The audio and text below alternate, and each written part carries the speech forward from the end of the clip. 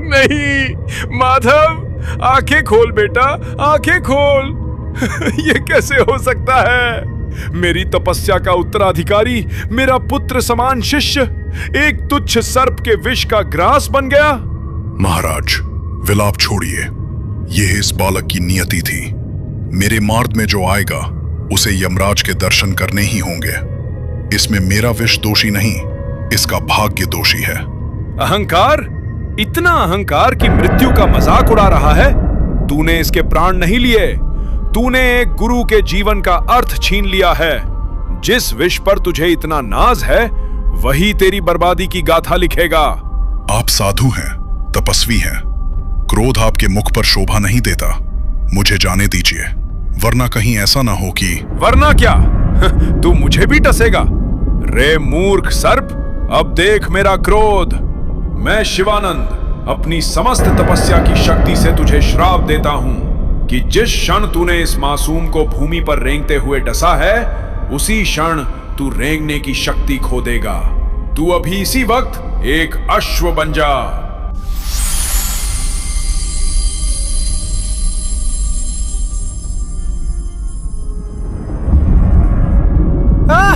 ये क्या हो रहा है? मेरी त्वचा, मेरे अंग। महाराज, ये क्या किया आपने? मुझे नाग रूप प्रिय है। महाराज, महाराज, आपने मुझे पशु बना दिया, मुझे लगाम और कोड़ों का गुलाम बना दिया। क्षमा करें महाराज, मुझे वापस नाग बना दे। अभी तो शुरुआत है। तेरी सबसे बड़ी शक्ति, तेरी मणि, मैं तुझसे छीनता हूं। बिना मणि के तू एक साधारण जानवर है।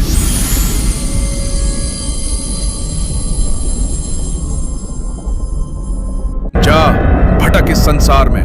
लोग तुझे एड़ मारेंगे, तू बोझ ढोएगा और प्यास से तड़पेगा, पर तेरी पुकार सुनने वाला कोई नहीं होगा। नहीं ऋषिवर, रुकिए। मेरे स्वामी के अपराध की सजा मुझे मत दीजिए। एक नागिन के सुहाग को इस पशु योनि के नरक में मत धकेलिए। मैं आपके पैर धोती हूँ महाराज, उन्हें मुक्त कर दीजिए। दूर हट नागिन, न्याय हो चुका है। इसने मेरे कुल के चिराग को बुझाया है। महाराज, आप तो दया के सागर कहे जाते हैं। क्या एक गलती का कोई प्रायश्चित नहीं? क्या हम कभी फिर से नाग नागिन के रूप में एक नहीं हो पाएंगे? दया कीजिए प्रभु। सुन नागिन, साधु का वचन कभी व्यर्थ नहीं जाता, पर तेरी करुणा देखकर मैं एक मार्ग देता हूँ। 100 वर्षों तक इसे इसी अश्व योनि में सरना होगा। पूरे 100 साल, ना एक दिन कम, ना एक दिन ज्यादा। 100 साल? महाराज, इतना लंबा समय मैं कैसे काटूंगा? चुप रह।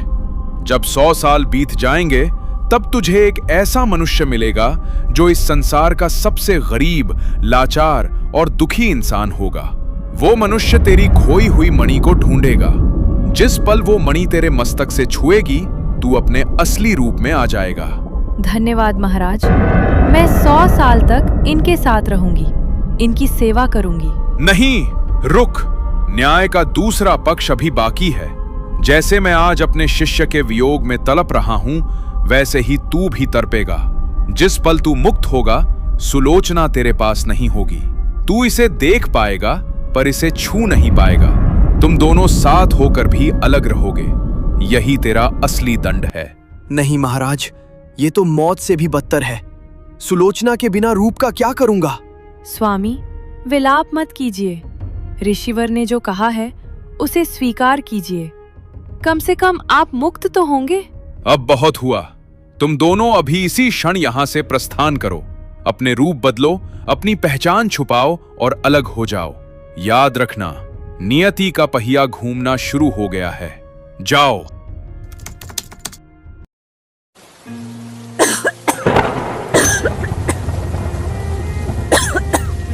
मदन, मदन, कहाँ हो? मुझे कुछ दिखाई नहीं दे रहा। सब धुंधला हो गया है। यहीं हूँ चंपा, तेरे पास। देख, मैंने तेरा हाथ थाम रखा है। तू बस आंखें मत मूंद। तू आंखें बंद करती है तो मेरी धड़कन रुक जाती है। बेटा, इसकी देह तो आग की तरह तप रही है और हाथ पांव ठंडे पड़ रहे हैं। ये अच्छे लक्षण नहीं है मदन। वैद्यराज को बुलाना ही होगा, वरना आज की रात भारी है। नहीं माँ, अब कोई वैद्य काम नहीं आएगा। शरीर साथ छोड़ रहा है। मदन, मेरी बात सुनो। जो थोड़ा बहुत अनाज बचा है वो माँ को खिला देना। मेरे जाने के बाद इन्हें भूखा मत रखना। पागल हो गई है क्या? जाने की बात मत कर। अभी तो हमें बरसों साथ रहना है। मैं अभी जाता हूँ। उस शापित जंगल के पार वैद्यराज की कुटिया है, मैं उन्हें लेकर आता हूँ। लेकिन बेटा, बाहर देख, आसमान फट पड़ा है। उस जंगल में इस वक्त पैर रखना साक्षात काल के मुंह में जाने जैसा है। रास्ता तक नहीं दिखेगा। तो क्या यहाँ बैठकर इसकी आखिरी सांसें गिनूं माँ? मुझसे नहीं होगा। इसकी ये तड़प मुझसे नहीं देखी जाती। इसकी हर खराब मेरे सीने में खंजर की तरह उतर रही है। मत जाओ मदन। उस जंगल से आज तक कोई लौट कर नहीं आया। लोग कहते हैं वहाँ मौत का पहरा है। मैं विधवा होकर नहीं मरना चाहती। मुझे अपनी बाहों में ही रहने दो, यहीं आखिरी सांस लेने दो। नहीं चंपा, तू नहीं मरेगी। अगर उस जंगल में मौत है तो आज मैं उस मौत का सामना करूंगा। तू ऐसे हार कैसे मान सकती है? देख मेरी तरफ, तुझे लड़ना होगा। जब तक मैं वैद्यराज को लेकर ना आऊं, तू अपनी रूह को रोक कर रखेगी। ये मेरा आदेश है चंपा। बेटा, संभल के जाना। सुना है उस जंगल में एक अजीबो गरीब घोड़ा भटकता है, जिसकी आंखों में आग होती है। वो किसी को रास्ता पार नहीं करने देता। आज चाहे कोई घोड़ा आए या खुद यमराज, मैं नहीं रुकूंगा माँ। चंपा की ये हालत देखकर मेरा डर मर चुका है। अगर भगवान ने इसे मेरे नसीब में लिखा है तो वो मुझे रास्ता भी दिखाएगा। मदन, रुक जाओ, मेरी बात सुनो, लौट आओ। माँ, चंपा का हाथ मत छोड़ना। इसे यकीन दिलाती रहना कि मैं आ रहा हूँ। चंपा, तू बस हिम्मत रख। मैं मौत के मुंह से भी तुझे छीन लाऊंगा। जा बेटा, जा। तेरी ममता और तेरा सुहाग तेरी रक्षा करे। भगवान, मेरे बच्चे को सलामत रखना।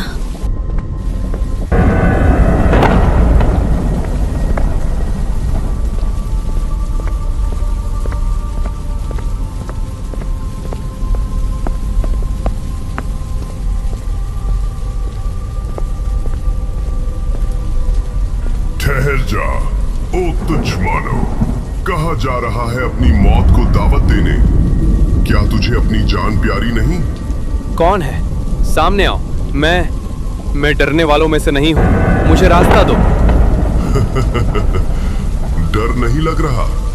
इस जंगल की मिट्टी इंसानों के खून की प्यासी है। यहाँ जो आता है वो यहीं का होकर रह जाता है। लौट जा, वरना तेरा मांस गिद्धों का निवाला बनेगा। रोक लो मुझे, मार डालो, पर पहले मेरी बात सुनो। मेरी चंपा घर पर मर रही है, उसकी सांसें उखड़ रही हैं। मैं यहाँ अपनी जान बचाने नहीं, उसकी जान मांगने आया हूँ। मुझे उस पार वैद्यराज की कुटिया तक जाने दो। वैद्यराज? उन तक पहुंचने से पहले तुझे मेरी टापों के नीचे कुचलना होगा। मैं 100 साल से इस भूख और श्राप की आग में जल रहा हूँ। आज एक इंसान का शिकार मुझे थोड़ी शांति देगा। तुम मुझे मारना चाहते हो? ठीक है, मार लेना, पर अभी नहीं। देखो, मेरी आंखों में देखो। क्या तुम्हें इसमें मौत का डर दिख रहा है? नहीं, इसमें सिर्फ मेरी पत्नी की बीमारी का दर्द है। मैं तुमसे हाथ जोड़कर विनती करता हूँ, मुझे जाने दो। विनती? शिकारी से रहम की भीख मांग रहा है? भीख नहीं, सौदा कर रहा हूँ। मुझे वैद्यराज को बुलाने जाने दो। उन्हें चंपा के पास छोड़कर मैं खुद तुम्हारे पास वापस लौट आऊँगा। मैं वादा करता हूँ, मैं भागूंगा नहीं। मैं खुद अपनी गर्दन तुम्हारे सामने झुका दूंगा। तुम मुझे अपना शिकार बना लेना। बस उसे एक बार बचा लेने दो। एक औरत के लिए अपनी जान दांव पर लगा रहा है? क्या वो इतनी कीमती है? वो मेरी दुनिया है। अगर वो नहीं रही तो तुम मुझे मारो या ना मारो, मैं वैसे ही मर जाऊंगा। क्या एक मरते हुए आदमी का सौदा तुम्हें मंजूर है? तेरी हिम्मत और तेरा पागलपन देखकर मुझे अपनी हार याद आ गई। जा जा और उस बूढ़े वैद्य को ले आ। पर याद रखना इंसान, अगर सूरज ढलने से पहले तू वापस नहीं आया तो मैं तेरे घर तक पहुंचूंगा और तबाही मचा दूंगा। मदन की जुबान है, मैं आऊंगा। मौत के लिए तैयार होकर आऊंगा। शुक्रिया। जल्दी कर, वक्त भाग रहा है और तेरी पत्नी की सांसें भी।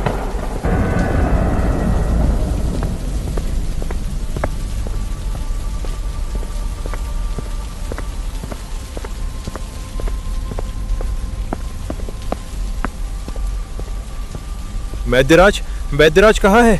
जल्दी चलिए, मेरी पत्नी, मेरी चंपा मर रही है, उसे बचा लीजिए। वैद्यराज, अरे भाई, तुम इतनी तूफानी रात में यहाँ आए हो, पर तुम बहुत देर कर दी। देर? क्या मतलब देर कर दी? क्या वो अब कभी नहीं आएंगे? नहीं, मेरा वो मतलब नहीं था।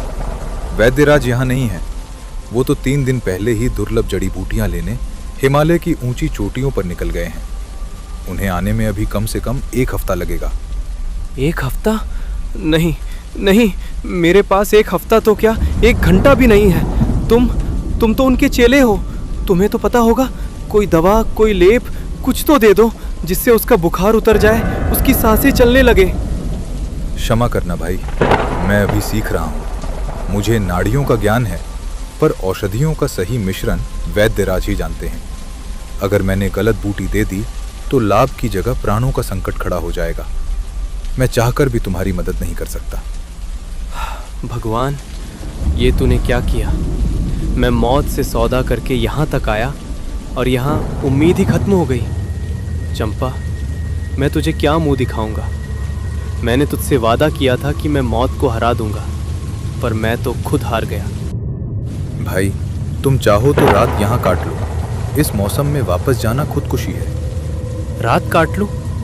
चंपा वहां मौत से लड़ रही है और मैं यहाँ आराम करूं? नहीं, मेरा वादा सिर्फ चंपा से नहीं था। मेरा वादा उस काल से भी था जो जंगल के बीच मेरा इंतजार कर रहा है। कौन सा वादा? तुम किसकी बात कर रहे हो? रास्ता वो भटकते हैं जिन्हें कहीं पहुंचना होता है। मुझे तो बस अपनी मौत के पास वापस जाना है। जा रहा हूं अपनी चंपा के पास, उसकी आखिरी हिचकी सुनने।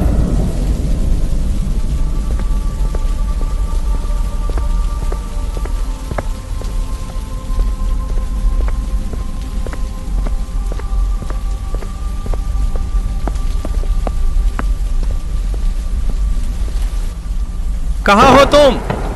ओ शापित अश्व, बाहर आओ। देखो, मैं वापस आ गया हूं। मैं अपना वादा निभाने आया हूं। मुझे मार डालो, मुझे खत्म कर दो।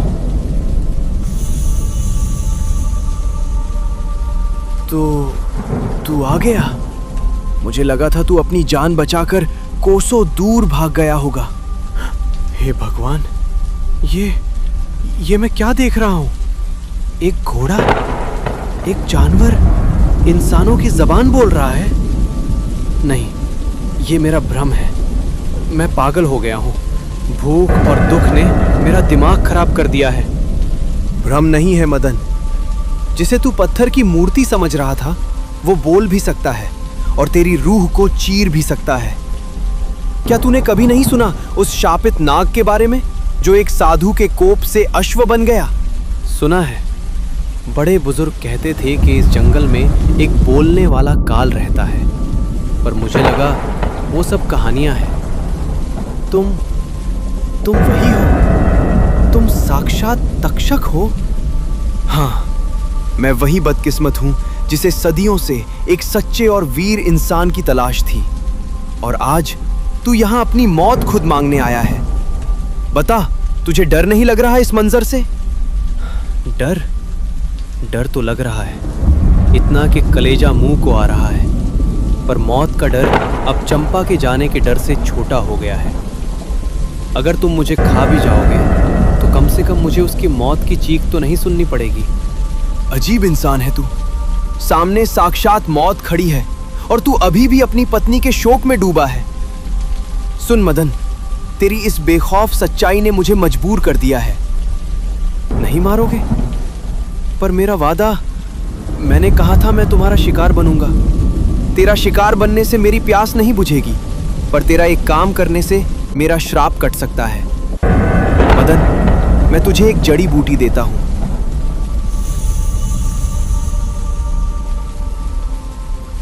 ये साधारण घास नहीं है, इसमें नागलोक का अमृत है।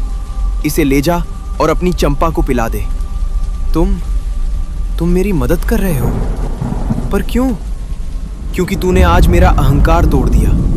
मैं समझता था इंसान सिर्फ स्वार्थी होते हैं, पर तूने साबित कर दिया कि प्यार मौत से भी बड़ा होता है। जा, उसे ये जड़ी पिला, और जैसे ही उसकी आंखें खुले तू वापस मेरे पास आएगा।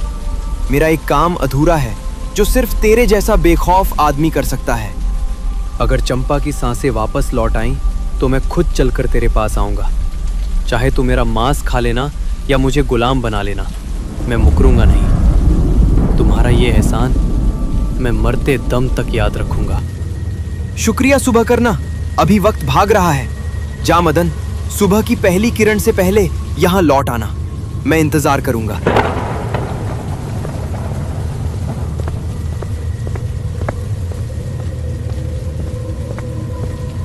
माँ, देखो मैं ले आया, देखो इसे। क्या लाया है बेटा? वैद्यराज मिल गए क्या? पर तेरे पीछे तो कोई नहीं है। वैद्यराज नहीं मिले माँ, पर दवा मिल गई है। ऐसी दवा कि चंपा ठीक ही नहीं होगी, बल्कि अपने पैरों पर दौड़ने लगेगी। बस देर मत करो माँ, जल्दी से थोड़ा पानी और एक पत्थर लाओ, इसे घिसकर पिलाना है। पर बेटा, ये जंगली घास जैसी जड़ी है क्या? तुझे किसने दी? कहीं इससे कुछ अनर्थ न हो जाए। सवाल मत करो माँ, बस उस पर और मुझ पर भरोसा रखो। जल्दी करो।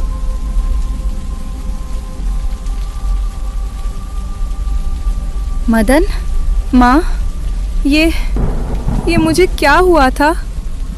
अभी तो लग रहा था जैसे कोई मुझे अंधेरे कुएं में खींच रहा है, और अब तो मुझे लग रहा है जैसे मुझ में पहाड़ जैसी जान आ गई है। ये कैसा जादू है? चंपा, मेरी बच्ची, तू बच गई। मदन, ये तो चमत्कार हो गया। तू किसका पैर धोकर पी आया बेटा, जो ऐसी दवा मिल गई? जादू नहीं है चंपा, ये एक कर्ज है।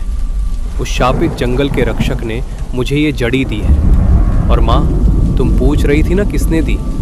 उस बोलते हुए घोड़े ने दी है, जिसे सब भूत समझते हैं। क्या तुम उस मौत के सौदागर के पास गए थे? मदन, तुमने अपनी जान खतरे में क्यों डाली? तुझे बचाने के लिए चंपा, और मैंने उसे अपनी जुबान दी है। मैंने वादा किया है कि जैसे ही तू ठीक होगी, मैं सुबह की पहली किरण के साथ उसके पास खुद को सौंपने जाऊंगा। पागल हो गया है क्या? अब जब चंपा ठीक हो गई है तो कहीं जाने की जरूरत नहीं है। काम बन गया, अब घर में चैन से बैठ। उस जानवर को क्या पता तू कहाँ है। मत जाओ उस मौत के मुंह में। ये क्या कह रही हो माँ? तुम तो मेरी माँ हो। बचपन से तुमने ही सिखाया था कि चाहे प्राण चले जाए पर वचन नहीं टूटना चाहिए। आज एक बेटे को बेईमान होने की सलाह दे रही हो। मैं एक माँ हूँ मदन। मैं सच्चाई और ईमानदारी से पहले अपने बेटे को सलामत देखना चाहती हूँ। मैं तुझे खोना नहीं चाहती बेटा, वो तुझे मार डालेगा।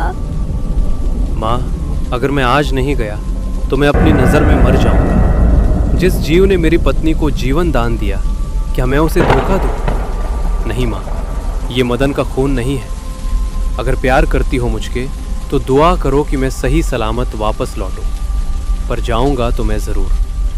मदन, अगर तुम जाते हो तो मैं भी साथ चलूंगी। नहीं चंपा, तुझे अभी आराम की ज़रूरत है, और उसे सिर्फ मेरी तलाश है। तुम दोनों अब सो जाओ, अभी रात बाकी है। सुबह होते ही मुझे निकलना है। माँ, बस आशीर्वाद दो कि तुम्हारा बेटा अपनी मर्यादा ना हार जाए। जा मेरे शेर, तेरी ईमानदारी ही तेरी ढाल बनेगी। भगवान तुझे उस काल के पंजे से बचा कर लाए। माँ, कल सुबह उठकर जाना है। चलो, अब सभी लोग सो जाओ।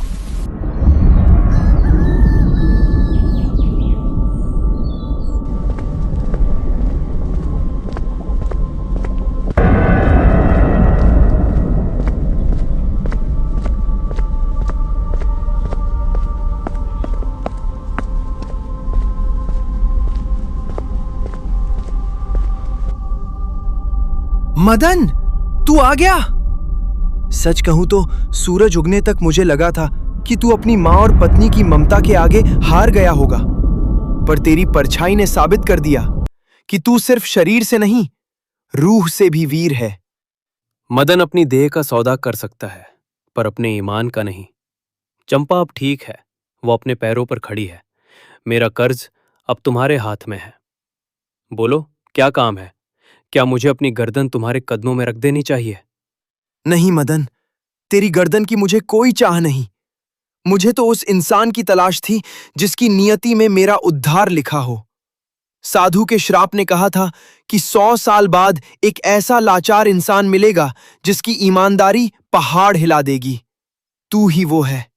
इतनी पहेलियां मत बुझवाओ, साफ साफ कहो मुझे करना क्या है? मदन, मेरा असली अस्तित्व, मेरी शक्ति और मेरा रूप सब कुछ उस नीलमणि में कैद है। उसे मुझसे छीनकर इस जंगल के सबसे दुर्गम कोने में छिपा दिया गया है। तुझे मेरे साथ नीलमणि जंगल की ओर चलना होगा।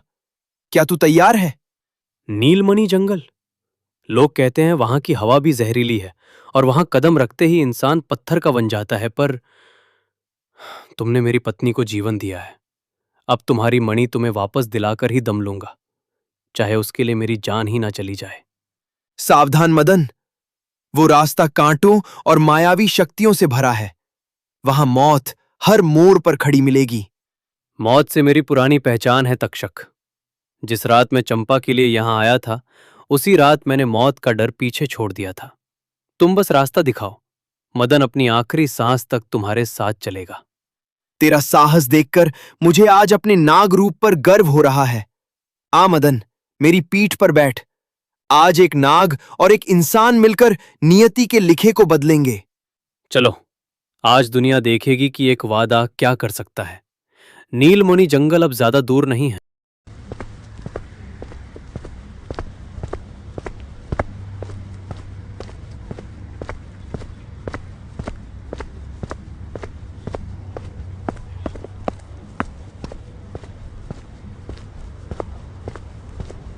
ठहर जाओ मुसाफिरों, इस सीमा के आगे न किसी पशु का अधिकार है, न किसी मानव का साहस।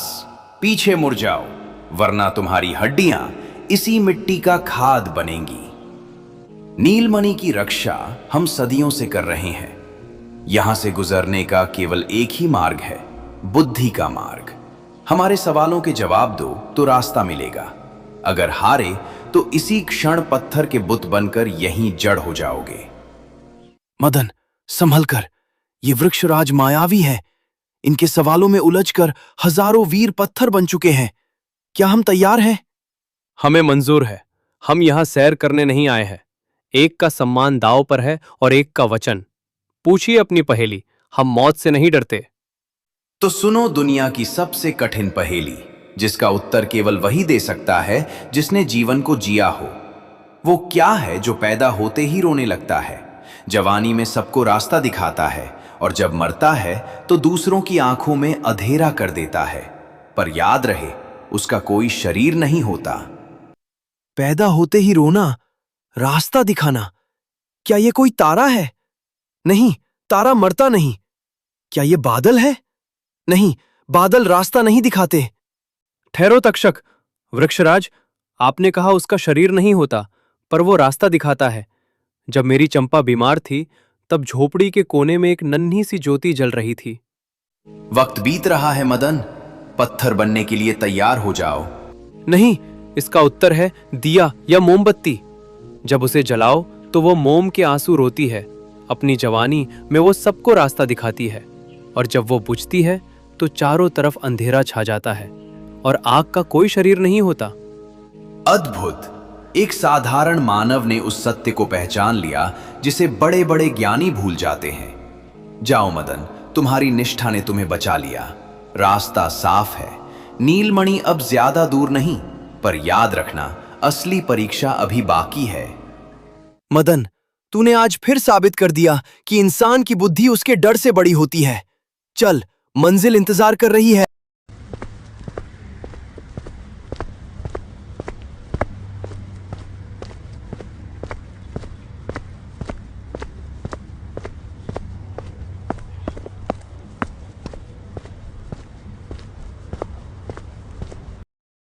तक्षक, ये क्या हुआ तुम्हें?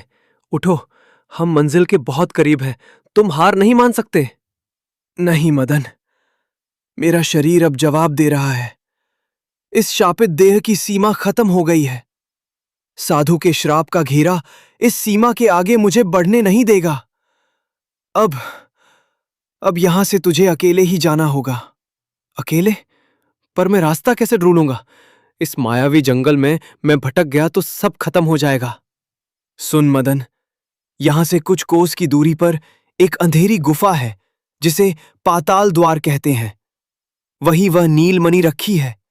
पर सावधान, उसकी रक्षा स्वयं नागेश्वर कर रहे हैं। वह साधारण रक्षक नहीं है, वे ब्रह्म के देवता हैं। नागेश्वर? क्या वे मुझे मार डालेंगे? शायद तलवार से न मारे, पर वे तेरे मन से खेलेंगे। वे तुझे संसार का सबसे बड़ा लालच देंगे, चंपा की लंबी उम्र का वादा करेंगे, तुझे सोने चांदी के पहाड़ दिखाएंगे। वे तेरे सामने ऐसे भ्रम पैदा करेंगे कि तू अपनों को भी भूल जाएगा। पर याद रखना मदन, अगर तू एक पल के लिए भी डगमगाया तो तू हमेशा के लिए उसी गुफा का पत्थर बन जाएगा। लालच? जिसे अपनी पत्नी के सिवा कुछ और नहीं सूझा, उसे भला धन दौलत का क्या लालच होगा? तुम डरो मत तक्षक। लालच सिर्फ धन का नहीं होता मदन, लालच मोह का भी होता है। वे तुझे तेरी मां और चंपा की आवाजों में पुकारेंगे। बस अपने इरादे पर टिके रहना। नीलमणि को बिना पीछे देखे उठा लेना और वापस यहां मेरे पास आ जाना। तुमने मेरा घर बसाया है, मैं तुम्हारा रूप वापस लेकर ही लौटूंगा। तुम बस अपनी सांसें बचाए रखना। मैं जा रहा हूं उस जादुई मणि को लाने। जा मदन, तेरी सच्चाई ही तेरी सबसे बड़ी ढाल है।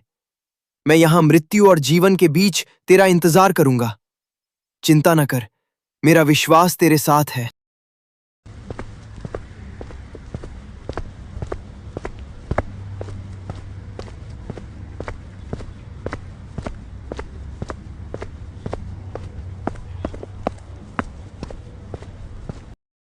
ठहर जाओ नश्वर मानव, तेरी धृष्टता की सीमा नहीं है। तूने पवित्र पाताल गुफा में कदम रखने का दुस्साहस कैसे किया? क्या तू यहां अपनी अस्थियां दान करने आया है? नहीं नागेश्वर, मैं यहां दान करने नहीं, एक उधार चुकाने आया हूं। मुझे नीलमणि चाहिए ताकि एक बेगुनाह जीव को उसके श्राप से मुक्ति मिल सके। मुक्ति? जिसे विधाता ने दंड दिया हो उसे तू मुक्त कराएगा? देख मेरी ओर मदन, तू गरीब है, दाने दाने को तरसता है। तू क्यों उस घोड़े के लिए अपनी जान दांव पर लगा रहा है? देख ये खजाना, इसमें से एक मुट्ठी भी ले गया तो तेरी 7 पीढ़ियां राज करेंगी। ले ले इसे और यहां से चुपचाप निकल जा। मैं तुझे नहीं रोकूंगा। ये पीली धातु मेरी भूख तो मिटा सकती है, पर मेरी आत्मा को कलंकित कर देगी। जिसने मुझे मेरी पत्नी की जिंदगी लौटाई, उसके विश्वास की कीमत इन पत्थरों से बहुत ऊंची है। मुझे ये नहीं चाहिए। धन नहीं चाहिए तो फिर मोह देख। चंपा, मदन, मुझे बचाओ। तुम यहां उस जानवर के लिए लड़ रहे हो और वहां काल मुझे खींच रहा है। लौट आओ मदन, अगर तुम अभी मेरे पास नहीं आए तो मैं हमेशा के लिए सो जाऊंगी। छोड़ दो उस मणि को, मुझे तुम्हारी जरूरत है। चंपा? नहीं, ये कैसे? नहीं, ये मेरी चंपा नहीं है। मेरी चंपा ने मुझे लड़ने का हौसला देकर भेजा था। तुम एक छलावा हो। नागेश्वर, मुझे मत भरमाओ, मेरा वचन अडिग है। अद्भुत मदन, अद्भुत। आज तक यहां जो भी आया या तो डर कर भाग गया या लालच में अंधा होकर पत्थर बन गया। पर तूने साबित कर दिया कि एक इंसान का चरित्र सोने से भी खरा हो सकता है। तेरी निष्ठा ने मेरा हृदय जीत लिया है। तो क्या मुझे मणि मिल सकती है? ले जा इसे। ये नीलमणि अब तेरी है। तूने इसे अपनी वीरता से जीता है। जा मदन, और उस शापित तक्षक को उसका गौरव वापस लौटा दे। पर याद रखना, जैसे ही वो मुक्त होगा, साधु का अंतिम विधान भी लागू होगा। तू उसे बचा लेगा, पर वो अपनों को खो देगा। शुक्रिया नागेश्वर। परिणाम जो भी हो, पर मैं उसे इस पशु देह से आजाद करा के रहूंगा। सदा विजयी भव। जा, सूरज ढलने से पहले उसे ये मणि स्पर्श करा देना।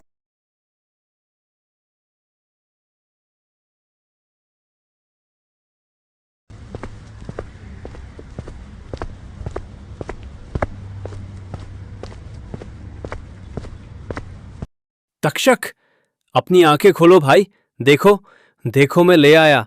हारना मत, मैं नील मणि ले आया हूं। मदन, तू सच में आ गया। मुझे लगा तू शायद उस मायावी गुफा में। परेशान ना हो भाई, मदन का वचन पत्थर की लकीर है। अब इस पशु देह के कष्ट से मुक्त होने का समय आ गया है। संभालो अपनी अमानत।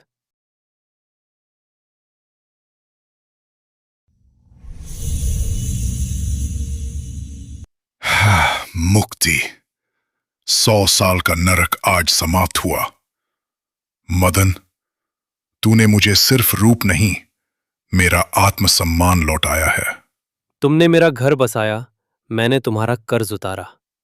अब तुम आजाद हो तक्षक। आजाद? नहीं मदन, साधु का वचन पूरा हुआ।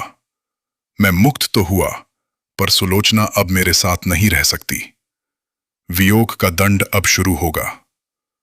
पर सुन मदन, तेरी दोस्ती ने मुझे सिखाया कि इंसान सिर्फ कमजोर नहीं होते, वे फरिश्ते भी होते हैं। क्या तुम चले जाओगे?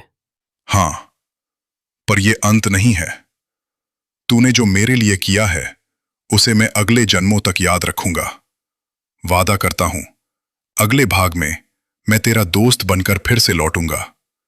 तब तक के लिए, हे पंचतत्व, मुझे अपने आप में विलीन कर ले।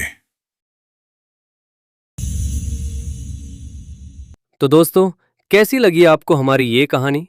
एक गरीब इंसान की ईमानदारी और एक नाग के प्रायश्चित की ये दास्तां आपके दिल को छुई या नहीं? कमेंट में जरूर बताना। और हां, इस कहानी में हमने देखा कि प्यार और वचन क्या होता है। वैसे दोस्तों, आप अपनी फैमिली में सबसे ज्यादा प्यार किससे करते हो? सच सच बताना। मैं तो अपनी माँ से सबसे ज्यादा प्यार करता हूँ, क्योंकि उन्होंने ही मुझे ईमानदार बनाया। आप किससे करते हैं? कमेंट में नाम लिखे। क्या आप चाहते हैं कि हम इस कहानी का दूसरा भाग लेकर आएं, जहां मैं मदन का दोस्त बनकर वापस लौटूंगा? अपनी राय जरूर दें। तब तक के लिए अलविदा। ख्याल रखिए अपना और अपनों का।